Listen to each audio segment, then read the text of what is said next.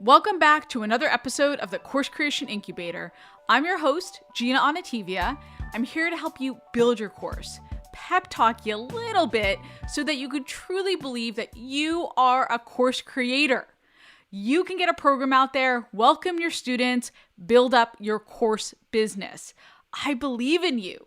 And that's why today we are continuing our how-to series, working on some foundational pieces to help you get your course done and out to market. Now, I just finished a comeback run. That's the name of the run in this Nike app. And I'm trying to get back into running, and it's been tough. But if you can build your course and get it out there, I can get back into running. And Coach Bennett was saying in this app, in this specific run, that as a coach, he's here to make us better. And as your coach, I'm here to make you better or help you get better in whatever way that looks like for your course creation, whether that's pushing you to get your scripts done.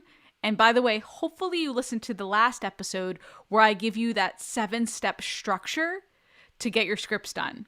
Or if you're listening to me and you want to get your sales page up, or build up your audience, or reach out to collaborators, whatever it looks like, I want you to get better each and every day. Hey, with every episode that you listen to as well, because I'm working on it too. I'm working on getting better as your coach.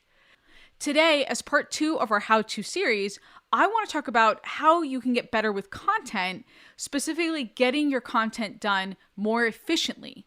Because if you've been listening to this podcast, you know I am a big believer in putting out weekly, consistent content. This is how you build a course creation business. You show up week to week, you add value, you show your expertise. To me, this is a must if you want to be a course creator. By the way, I was originally thinking this was going to be a batching episode, and I used to teach batching years ago. I used to have a 2-day event, a course creation intensive, where I taught you how to build your course over 2 days. I love doing this event, and I taught batching your content to my students. Now, I taught you how to create 5 or 6 pieces of content in a few days, and it worked for some. I got some great feedback on it. Then I started working on my own content, this podcast, and I realized that batching is kind of bullshit because I'm a terrible batcher. It doesn't work for me, at least the way I was teaching it back in those days. And those of you who can do it, who can batch in a few days and get like 6 weeks of content done, I applaud you. Now write to me or DM me at Course Creation Boutique and let me know how you do it so I can know your secrets and I can share it to the world. So I thought I'd introduce a more reasonable step-by-step way to get your content done in a more efficient way. Really with this, you take 1 week a month to get your entire month done. Now, it might not seem that glamorous or fancy for some of you, but for me it works, especially when I started to get behind with this podcast. And if you're listening to me right now, you've ever gotten behind with your content, you know it's tough. It's tough to keep your head above water, and it's a struggling feeling, and I don't like it. So I came up with this system to move beyond that so I didn't have to feel that way anymore. This, just like our scripting episode from last time, is a workshop episode. So if you're in the mood and want to work on your next month or 2 months of content, grab your computer or some paper and play along. Now, before we dive in, you've got a bit of pre-work, which always starts with my favorite question. What's the outcome here? Or what's the season that you're creating for?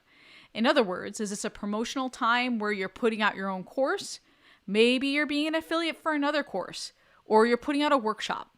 Whatever it is, you're going to make an offer over the next few months. Or is it a season of list building or collaborations? You're just adding value for your audience. You want to figure that out at the beginning, at the onset, and really start with the end in mind. And I know I've said that a few times on this podcast in terms of where do you want to take your content. For example, let's think about your call to action. If you plan to sell your online course, then your call to action, your CTA could be 1, go check out my lead magnet, or 2, sign up for the wait list, or 3, buy my damn course, right? Let's say for this episode's example, I plan to sell my course in the next 2 to 3 months. So I know in the back of my head, that's my outcome in terms of when I start brainstorming the content that I want to do. And as always, let's bring up a fictional course to help illustrate the steps. For this one, let's say I'm going to sell a course about building websites for course creators. And say my lead magnet is the only 3 elements you'll need for a course creation website, or something about every course creator needs for their website. And then I have a wait list. I know that in month 1, I'm going to promote that lead magnet. In month 2, I'm going to go to that wait list, like I mentioned. The beginning of month 3, I'm going to start opening my carts. Okay, so I got my season, I've got my outcome. So I'm ready for step 1, which is brainstorming topics. So here's a few topics that I've thought of, and you're going to want to brainstorm, say, 10 topics at a time.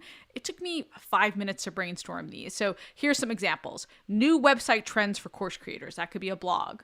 The number 1 mistake I'm seeing with course creators building their websites. Course creators, how to nail your opt-in. DIY or hire it out. Now, this blog, or maybe it's a podcast or it's a video, this content is going to lead more towards DIY, right? Because I want them to buy my course.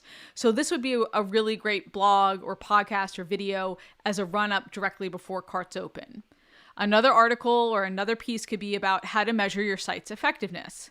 Those are just a few topics that I've brainstormed. I threw them against the wall. It took me a few minutes to come up with them. So think about coming up with 10, at least 10. I like to brainstorm at least 12 to 15 when I'm working on podcast topics because I know that's part of my process. And then I'm going to narrow it down and pick them into different spots and really figure out what date I want each to go with. Okay, so that's step 1. You brainstorm and you choose. Then as a step 2, you're going to outline one lesson or one content piece at a time. Okay, let's use that new website trend piece as an example. So I would outline on my board, my whiteboard, my intro, okay? And then I would think about what are those trends. So maybe there's 3. And then I would outline those 3 trends. And then my call to action is going to lead to my lead magnet because I've decided that, right, as my pre-work. So, and it's going to go to the 3 elements that every course creator needs for their website. And that's going to influence how I write that content piece. So I have that outline. Then I'll outline another one, maybe that nail your opt-in one next. I'll do an intro for that. I'll think of a story or a hook to get into it. Then I'll go through the steps. So I don't know, maybe there's 5 steps to nailing my opt-in. Then I'll do a call to action, and that one might be toward my wait list because it's in the 2nd month. And then on and on. I think you get the point here. So then there's that outline. Then I'm going to outline my next topic, which maybe we'll do the nail your opt-in. So I'll do an intro for that. I'll think of a hook. I'll think of a way to get into it, a great story. I'll think through the steps. Maybe there's 5 steps to nailing my opt-in. I'll define those steps. And then my call to action for that one might be the wait list because I think it's going to go in month 2.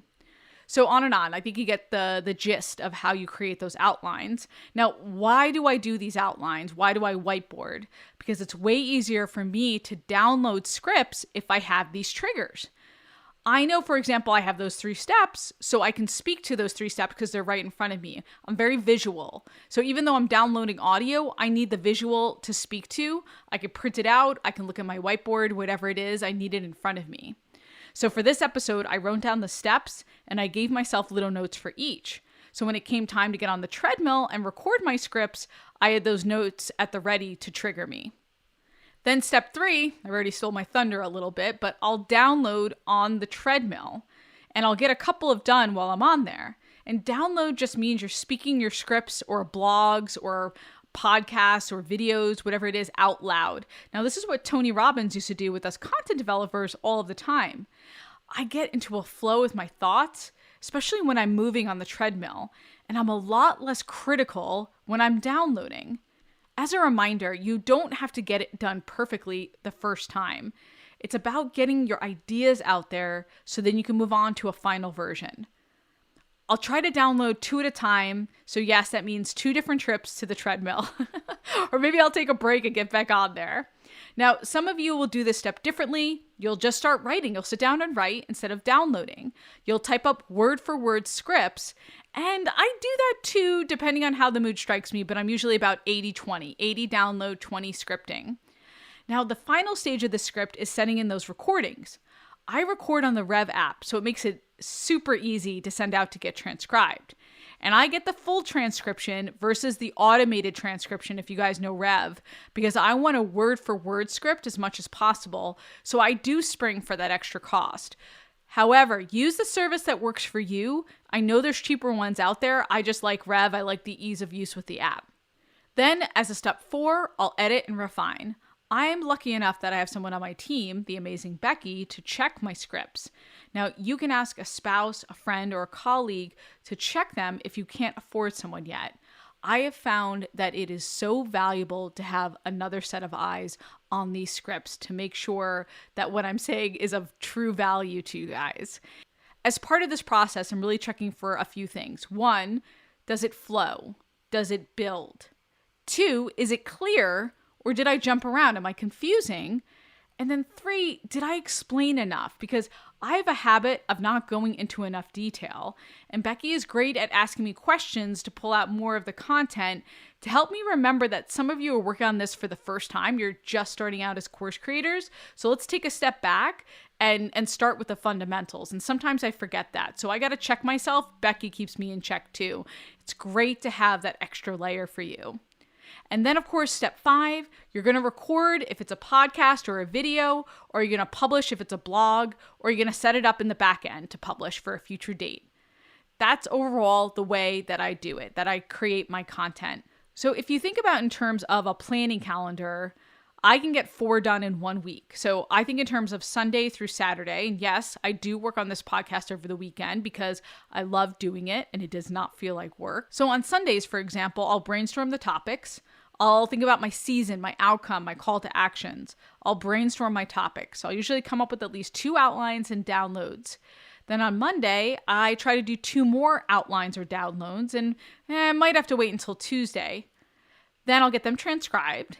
And then on Wednesday through Thursday, I can do a light edit and refine, and Becky, of course, steps in and helps me out with that. Then on Friday, Saturday, let's be honest, it's usually Saturday, I record. Now, it might creep into the following week, but if I can get all 4 done in 1 week, I've got the month done. It feels good. And oftentimes, especially if you guys are listening right now and you have a podcast, if you can get some guests on there as well, you can get ahead even further. So maybe I can get 5 done in a week for the month instead of 4, which is great. Okay, let's think about this process again. What's your outcome? What's the season? What's your call to action? Brainstorm your topics, outline, download. If you don't want to download it, just want to type, that's fine too. Edit, refine, and then you're going to record. All right. Please send me your feedback on this process. Let me know what works for you and what doesn't work for you. And next week, we'll have another amazing episode to help you get your course done as part of our foundational series, our how-to series. Until then, I hope you're making incredible progress on your course creation and marketing. Please rate and review this episode, especially if you're listening on Apple Podcasts, and subscribe. Until next week, go create, be you and be brilliant, and get it done.